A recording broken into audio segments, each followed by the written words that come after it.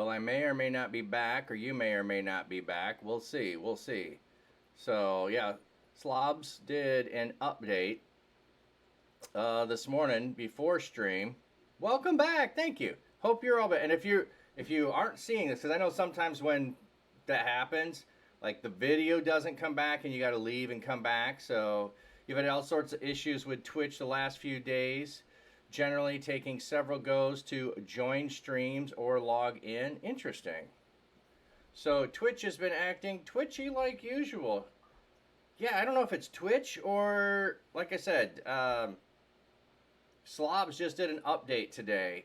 And so there we go. There we go. And Lucis, I see you using the stars. Ad starts in 1 minute. Because I started over. It's going to start ads. And that just stinks. I'm going to snooze it for 5 minutes. We'll snooze it for 5 minutes. Because I can. I was going to say, Lucis, you use the stars. I'm looking at my animated emotes. And I want to replace one because I got something pretty cool I want to roll out. So I was thinking about that. I'm going to waste time with this just to make sure we don't have any more problems before we jump in further into scripture. It refused to play for me 3 times. Yeah, that sometimes happens. Sometimes happens. So, okay, let me... Gonna go look at this. That's content. That's not it. It's ad break starts in 5. Okay. Oh, it's rewards. That's what it is. Emotes. Okay, I'm looking for emotes. Yay, we're back. Yep. Okay, so I want to look at. So, Luce, as I was saying, you're one of the only ones that uses the star emote, and I like that. But I've only got so many spots for the animated emotes, and star is the one I think is used least, so I'm gonna take it away. So if anyone wants to use the star, it's your last chance. Last chance to quick use the star. If you're a sub, you get to use the star, and I'm gonna get rid of it and replace it with something else. Twitch is broken as always. Thanks, Bezos. There we go. Yep, get your last use of the star in because bye-bye. Bye-bye now. Bye-bye. Now, I don't know if this will work immediately for everyone, but let me just get my new emote. I've been waiting to use this one. Come on, where is it? Okay, there it is. I think you'll like this one. I hope you'll like this one. Okay, let me see if it's there. Let me see if it's there. Yep, it just disappeared. Oh, I'm still showing a star here. Huh, that's interesting. Let me check it on my phone.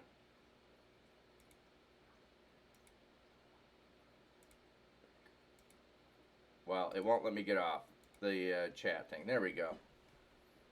Okay, let me check on my phone if I can show you the new one because it's not showing for me on my computer, which I know sometimes you have to reload, but I just did all that, so I don't want to. Don't want to do that for... There it is. There's the new emote. There's the new emote. You don't see anything new?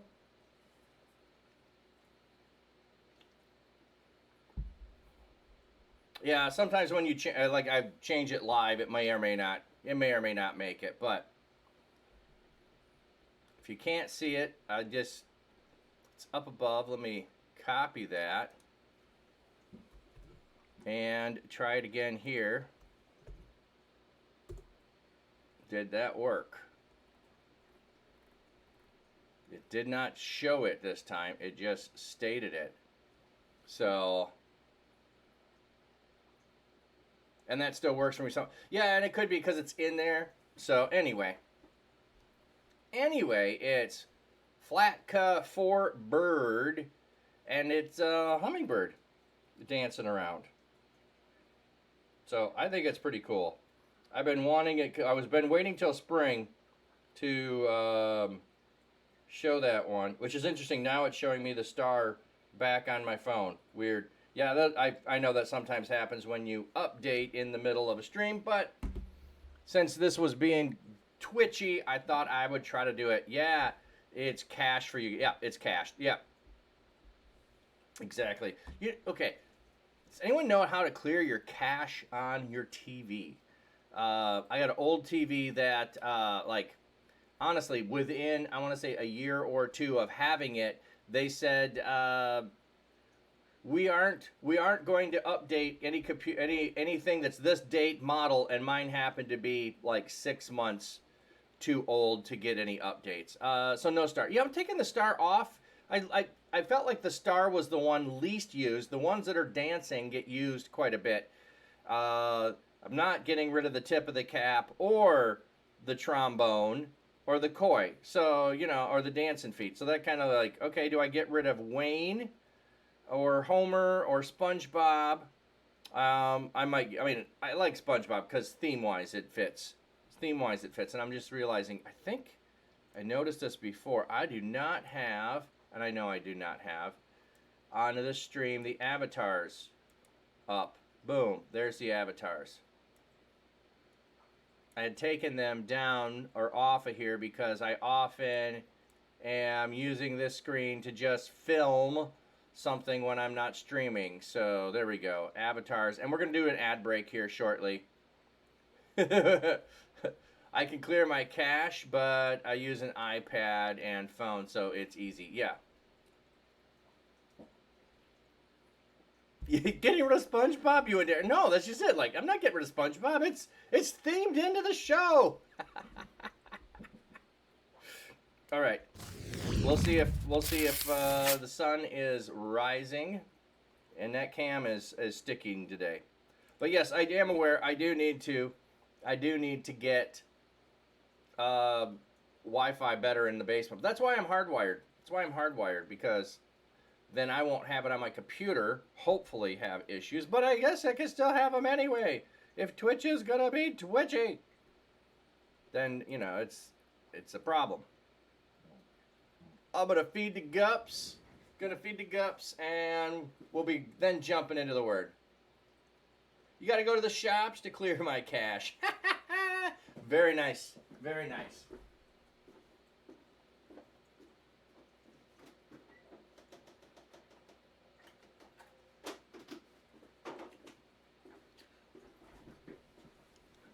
My game room is my garage, and it works like a charm. Oh, there you go. So you should be in the ad. This is weird. It says ad break coming in this many seconds, and then it feels like it's 30 seconds, and then it says ad will end in a minute. And like, what happened to that mysterious 30 seconds in between when you said it was starting, and then you're telling me it's gonna end? Like, it just Twitch, Streamlabs, one of you. You're not doing something right. Your math is off. So anyway, over the weekend, and I don't know if I'll do this live, but I certainly will make a VOD of it. We will be taking the 3 big boys. So I don't know if I'll do it Saturday or Sunday. I'm going to take the 3 big boys out of the aquarium back there, and they're going out in the pond. The 3 big boys are going out in the pond over the weekend. I don't know how they're going to react. The temperature is going to be colder for them, so I need to do it in the middle of the afternoon when it's going to be at its hottest. And I want to do 3, so there's not just one small one in there, and they can come together or what they're doing, and we'll do that. Even the ads on Twitch are broken. All right. So I think we should hopefully be back. Hopefully we got everything going. I see I have to put that back in there. Not surprised by that. I don't know why the browser has this problem where it doesn't just say, oh, you were here before. You set us to window capture. So let's just stay on window capture. There we go.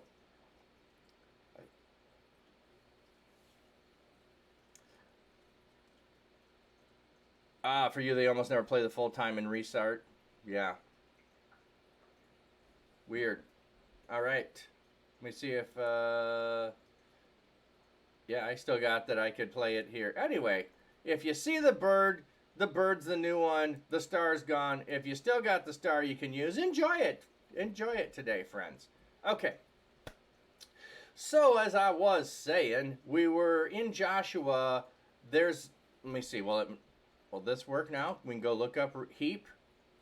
Can you acclimatize them by putting them in a bucket of the tank water and putting that in the pond to cool down? You know what, says Pineapple? That's a great idea. That's a great idea. Thanks for that suggestion. I know usually when you get from the store, they do that and you acclimate them that way. I had not thought about acclimating them that way. I mean, I'm trying to by making sure the time of day I put them in the pond is warm enough. Yeah, it'll feel like they're moving from California to the UK. Why is Blue Letter not working today? You know what? I'm going to close this tab and open it in a new one. Let's see if that does it.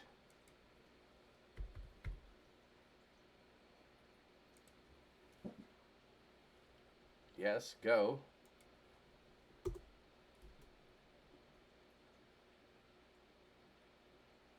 Why are you not going?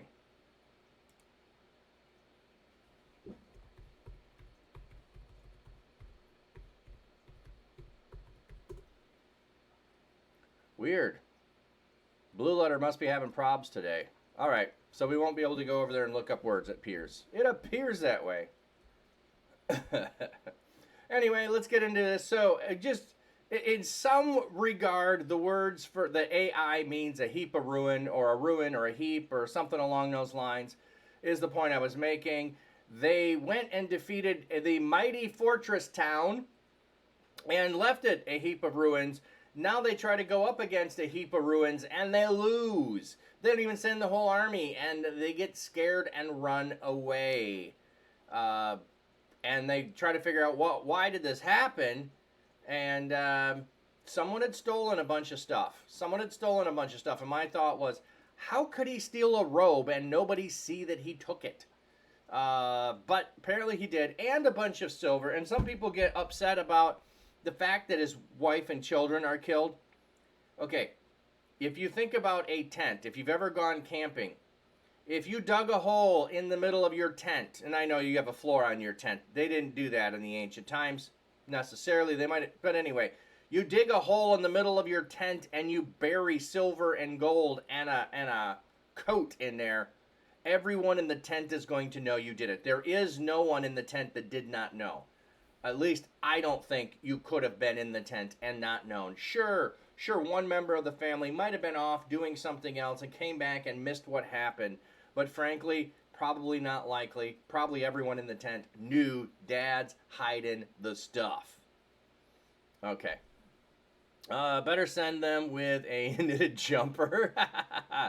Lane, I've seen where you liked one of my John Mellencamp concert videos on TikTok. It was an amazing show. Yeah, you posted several of them, and I don't know. I'll just tell you this: on Shorts and Reels, if you're on other platforms, I will generally hit a like just to get you to show up more often. A like for me is just to get you more views. It's not always I really was a thing I was excited about. So, but anyway, yeah, I did watch at least a couple of, not the full thing, but I watched a little bit of it. Yeah, it looked cool. It looked like a good time. So, yeah, you posted several VODs from it, and I don't know, like, copyright stuff on all that, but, if they don't like it, they can take it down, right? So, maybe he used the robe to carry all the stuff. It's a good thought, Lucis, but my point was still, like, how does he get it out of the city with no one seeing him take it? How does he get it in his tent with no one in the family seeing it? How does he bury it in the tent with no one knowing it? Like, now maybe, I don't know how he got past all of his other friends in the army. Maybe they, it's like one of those things where, I'm going to go take this because this is gold, so I got to go take it to the treasury, and then once you're in line, all of a sudden, then you're away from the crowd and you go, treasury, my foot, this is going in my house. But I still don't think anyone in his house could have escaped knowing he had all the stuff buried in the tent. Therefore, the guilt of the other people is on their own fault for not speaking up against dad, husband, who did wrong. And his single disobedience was corporate disobedience. And that's why I'm pointing out, I think other people might have seen, known something. If you see something, say something. Well, that was a thing they should have done. I'm not always in the case that I agree with that attitude, but in this case, yeah, it would have been a good thing. Okay. So, heap of rubble defeats them. They pray, they find out what it is. They stone him, kill him, and his family. They totally devote all the stuff that was supposed to be devoted the way it was supposed to be, and now they're back on track. Okay. The Lord told Joshua, do not be afraid and do not panic. And do not be discouraged. Okay. I'm sorry. My opinion, discouraged and panic are two different things. Like, don't be discouraged. Like, this is going to be hard. No, panic. Like, they're different. Discourage and panic are not the same anyway. Server timeout. Oh, we finally got an answer. There we go.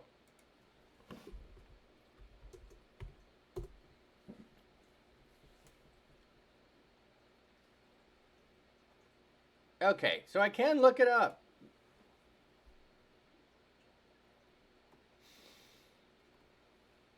Fear not, neither be thou dismayed. We'll take a look at that because it was saying panicked. I'm wondering if that's the melting that we had earlier, the melting away, your heart melting. And here's A. I. Okay.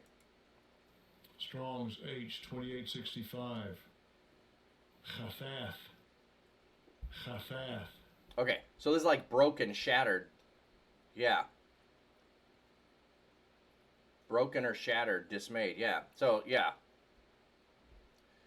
And I know that they're trying to have modern words, but panic is not the same as beaten down, broken. But anyway, here it is. Heap of ruins.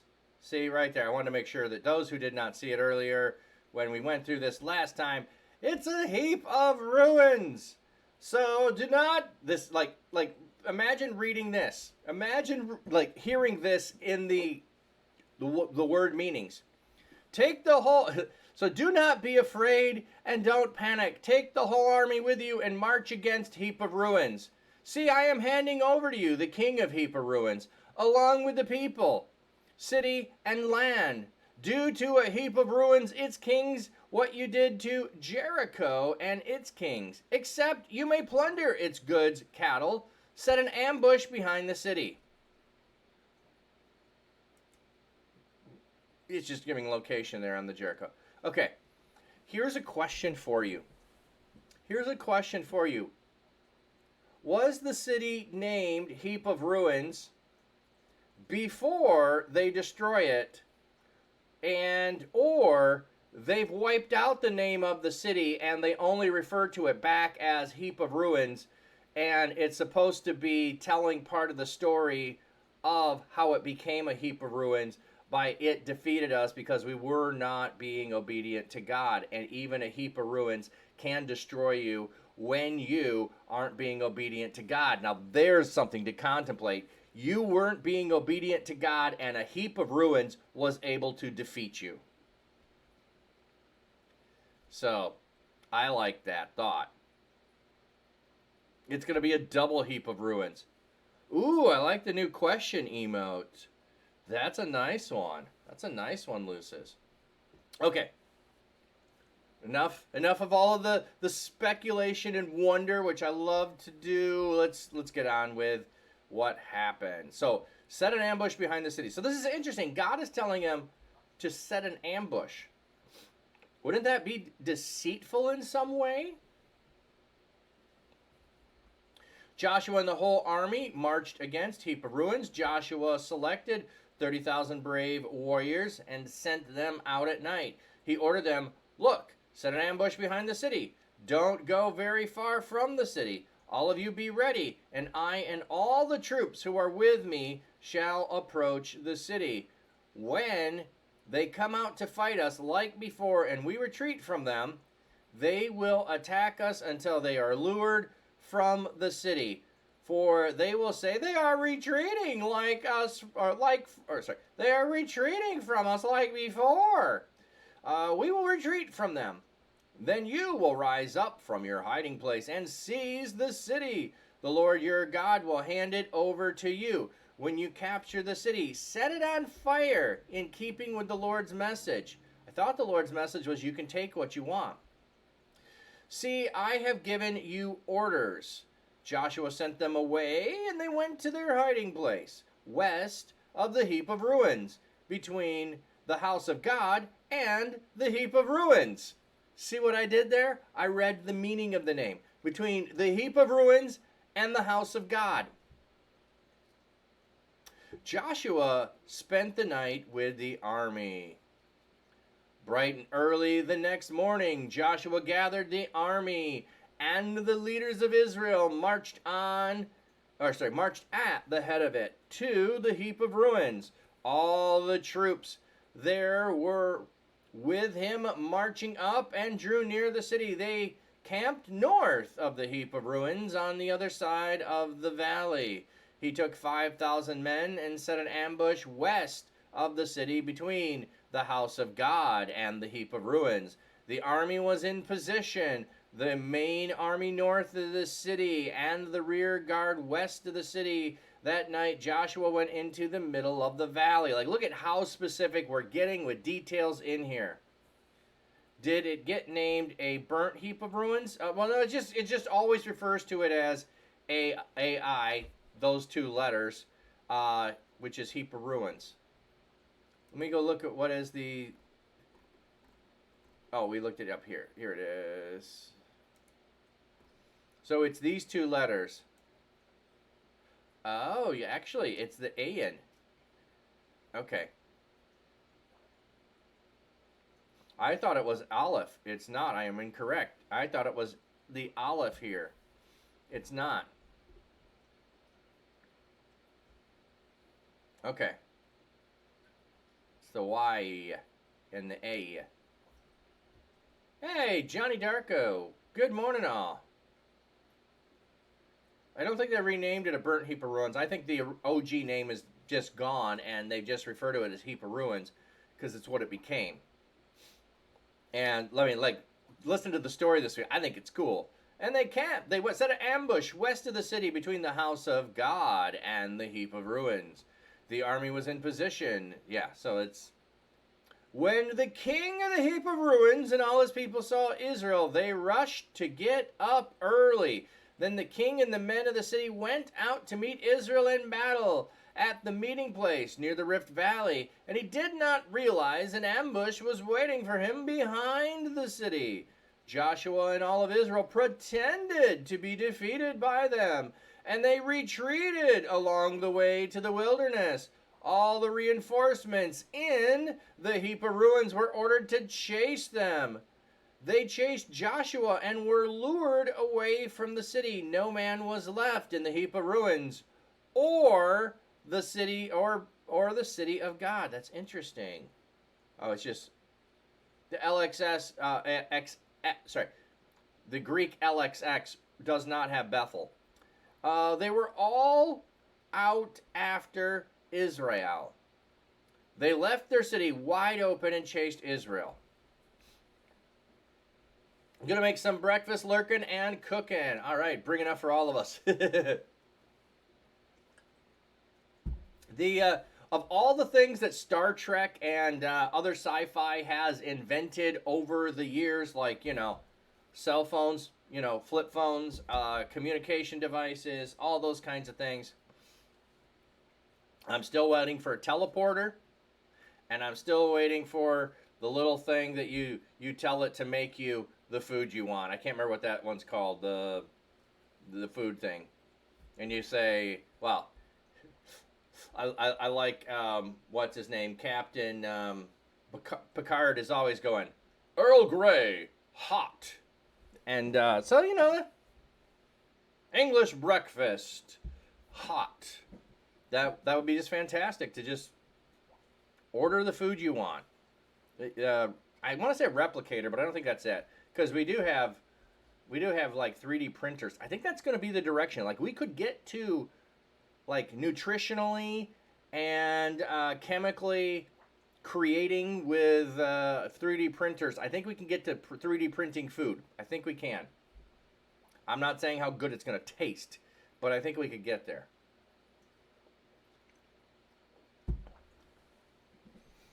I'm not saying we should either. Just looking down the road saying, I think somebody's going to.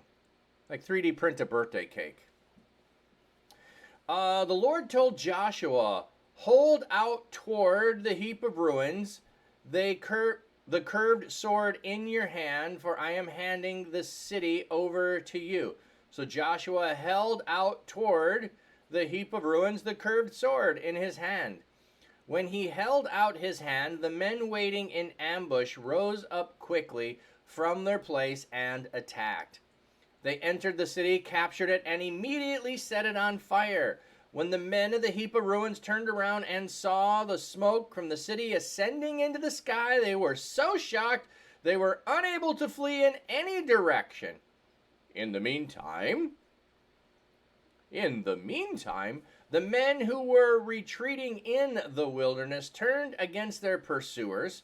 When Joshua and all Israel saw the men in ambush had captured the city, and that the city was going up in smoke, they turned around and struck down the men of the heap of ruins. At the same time, the men who had taken the city came out to fight, and the men of the heap of ruins were trapped in the middle. The Israelites struck them down, leaving no survivors or refugees, but they captured the king of the heap of ruins alive and brought him to Joshua. When Israel had finished killing all the men of the heap of ruins who had chased them towards the wilderness, they all fell by the sword, so distinguishing how they all died. All Israel returned to the heap of ruins and put it to the sword. So 12,000 men and women died that day, including all the men of the heap of ruins. Joshua kept holding out the curved sword until Israel had annihilated all who lived in the heap of ruins. Okay. But Israel did plunder the cattle and the goods of the city, in keeping with the Lord's orders to Joshua. Joshua burned the heap of ruins and made it permanently uninhabitable mound. It remains that way to this very day. This phrase, like, to this day, is all the way through Joshua and Judges. He hung the king of the heap of ruins on a tree, leaving him exposed until evening. Look, you just leave him till evening, and then you're going to take him down. At sunset, Joshua ordered that his corpse be taken down from the tree. They threw it down at the entrance of the city gate and erected over it a large pile of stones. It remains to this very day. So they buried him. They're not letting him be, eaten by the animals. There is respect for even the dead there. So, Papstio, thanks for the lurk, friend. Thanks for the lurk. Okay. Now, it said totally destroyed and killed all. Let's pay attention and see, does it later say that there were slaves that were taken, and does it later say don't intermarry? Because sometimes it gives us the military victory language of all were annihilated, and then a few verses later it says, and don't intermarry with them, or they did intermarry with them. So you can't have both. You can't have both. So that's why, even though it's the language of total victory. So, unless it never takes that back, I make the assumption I'm waiting for something to point in the direction of maybe this was just war language, not total annihilation language. I know this translation was using annihilation as the way of describing it. Okay, then Joshua built an altar to the Lord God of Israel on Mount Ebal. just as Moses, the Lord's servant, had commanded the Israelites, as described in the law of the scrolls of Moses. It was made of uncut stones, untouched by an iron tool. On it, they offered burnt sacrifices to the Lord and sacrificed tokens of peace. Yeah, peace offerings. Why would you call it tokens of peace? It doesn't sound like an offering then. I'm sorry. There in the presence of the Israelites, Joshua inscribed on the stones a duplicate of the law written by Moses. Okay, is this the same stones or on other stones?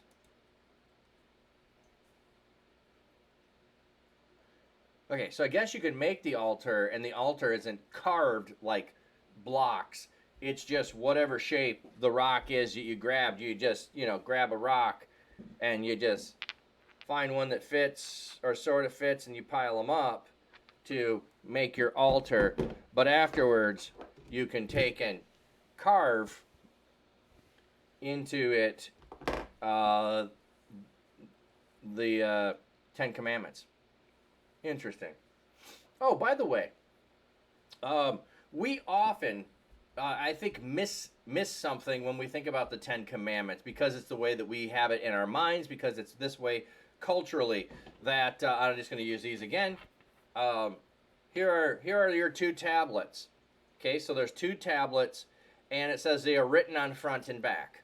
So then it sounds like there's four surfaces to get these Ten Commandments. No, that's not. There's two copies. There's two copies when you have a covenant. One copy would be with the suzerain, and the other would be with the vassal. So the one in the higher position would have a copy, and the one in the lower position would have a copy of the covenant. The two tablets is the two copies, but the people get both the copies. God doesn't need a copy to remember it. So the people actually get two copies of it. Here, he's making another copy of it. Okay. All the people, rulers, leaders, and judges were standing on either side of the ark in front of the Levitical priest who carried the ark of the covenant of the Lord. Both resident foreigners and native Israelites were there. Half the people stood in front of Mount Gerizim, and the other half in front of Mount Ebal, as Moses, the Lord's servant, had previously instructed them to do from the formal blessing ceremony. 55, commanded to bless the people, Israel, formally. Okay. Then Joshua read aloud all the words of the law, including the blessings and the curses, just as they were written in the law scroll. Joshua read aloud every command Moses had given before the whole assembly of Israel, including the women, children, resident foreigners who lived among them, which would now, BT dubs, which would now include Rahab's family. Rahab's family. I'm guessing there's a possibility there could have been a few others who have been grafted in, brought in, or captured after the last time Moses read all of this. So, Joshua has had a major victory, a horrific defeat, and a great victory, because it comes after defeat. And then we're making an altar. We're going to make a copy of the Ten Commandments, and it sounds almost like a copy of the scroll, but maybe not a copy of the scroll. But anyway, he reads the entire scroll of the law. I don't know if that's Genesis, Exodus, Leviticus, Numbers, Deuteronomy, or that's going to be Deuteronomy. Whatever it is, they're all there. They all hear it. It's spoken to them all. Why? Because they don't all have their own copy. They need to continually hear it read, because they don't have a copy. Everyone today in the English-speaking world can have access to a copy. I said English-speaking because not everyone on the planet can have a copy in their own language.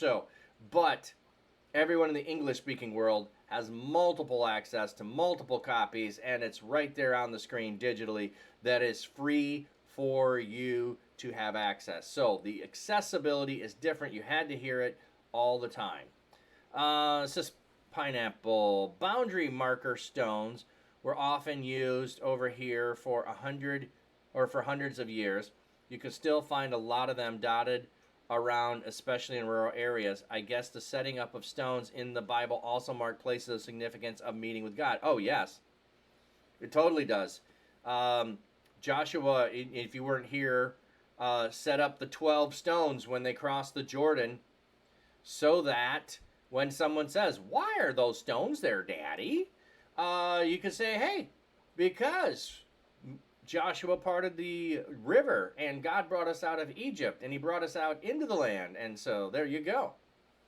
So yeah, they did do that, and people were supposed to notice and ask why the stone was there, and we were supposed to pass on the knowledge of why the stone was there. Here, however, he's gone a little bit further by carving the 10 Commandments on this altar here. And he made a copy of the blessings and the curses, too.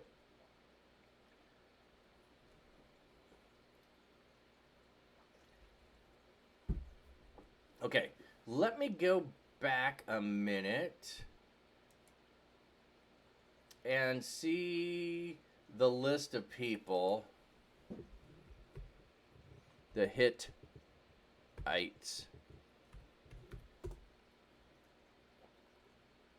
Yeah, I knew I was going to spell it wrong. Okay, I'm looking for the list of... I don't want Genesis.